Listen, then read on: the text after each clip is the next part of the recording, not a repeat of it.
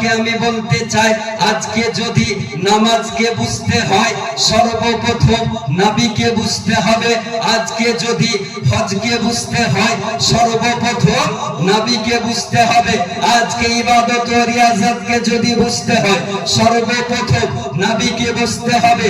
আজকে যদি রোজাকে বুঝতে হয় তো সর্বপ্রথম আমার নবীকে বুঝতে হবে। এক কথায় কসম খোদার, খোদাকে যদি বুঝতে হয় সর্বপ্রথম নবীকে বুঝতে হবে। তাহলে নবী হলেন আমাদের ঈমান, আর নামাজ হলো আমল। কোন অমুসলিমের উপর নামাজ, রোজা, হজ, যাকাত ফরজ নয়, নাকি গো?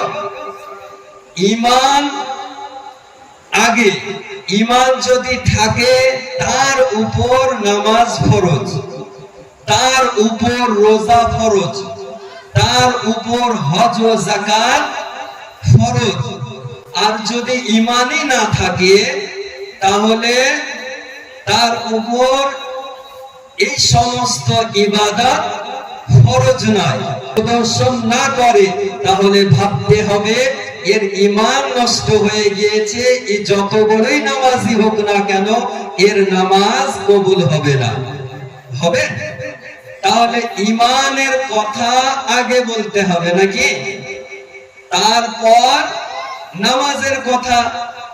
ঈমানের কথা আগে, তারপর রোজার কথা বলতে হবে।